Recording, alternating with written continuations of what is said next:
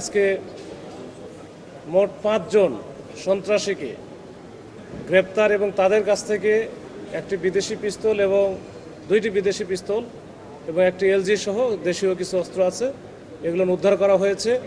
এর মধ্যে উল্লেখযোগ্য হলো যে রাউজান এলাকার এবং তথা চট্টগ্রাম অঞ্চলের অন্যতম শীর্ষ সন্ত্রাসী রায়হানীর কিলিং স্কোয়াডের যে প্রধান দিদার এবং তার সাথে আরেকজন কিলিং স্কোয়াডের সদস্য আফসার, এই দুইজনকে কিন্তু আমরা গতকালকে গ্রেপ্তার করেছি।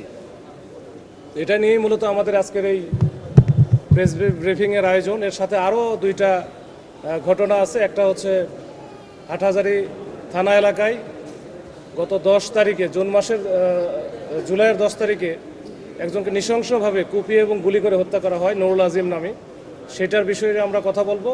আর সর্বশেষ জোরারগঞ্জের একটা ঘটনা আছে, যেখানে একজনকে হত্যার উদ্দেশ্যে গুরুতরভাবে কুপিয়ে জখম করা হয় এবং সেখান থেকে আমরা একটি পিস্তল উদ্ধার করি।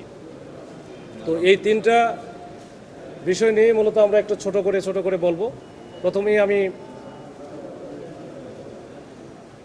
রাউজান এলাকার যে আলোচিত যুবদল নেতা মাসুদ চৌধুরীকে হত্যা করা হয়েছিল গত 14 জুন। এই আপনারা জানেন, সেখানে তাকে পাহাড়তলি এলাকায় প্রকাশ্য দিবালোকে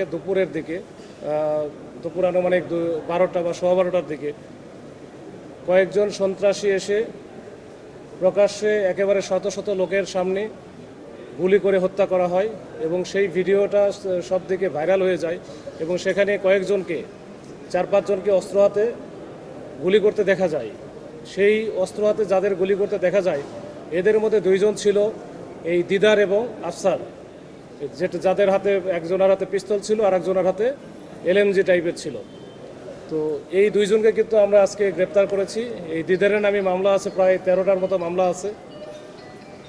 আফসারের নামে ওইরকম 8টার মতো মামলা আছে এবং সেগুলো সবই মোটামুটি হত্যা থেকে শুরু করে চাঁদাবাজি, সন্ত্রাসী বা অবৈধ অস্ত্র আইনে মামলা আছে এবং এগুলো তারা করে থাকে সাধারণত চট্টগ্রাম মহানগরী এলাকা থেকে শুরু করে রাউজান, রাঙ্গুনিয়া, ফটিকছড়ি, হাটহাজারী এই এলাকায় তাদের মূলত আধিপত্য। তো এই 2 জনকে আমরা গতকালকেই সীতাকুণ্ড এলাকার যে শীতলপুর নামক জায়গা আছে, ওইখানে আমরা চেকপোস্ট বসিয়ে এই 2 জনকে গ্রেপ্তার করেছি এবং তাদের আগে আরও অন্য আরেকটা গাড়িতে হয়তো আরও অন্য সন্ত্রাসীরা ছিল, তাদেরকে আমরা আসলে একটা ধরতে গিয়ে আরেকটা আমরা মিস করে ফেলেছি এবং তাদের বিরুদ্ধে ধারাবাহিকভাবে অভিযান চলছে, এখনও চলছে এবং চলবে।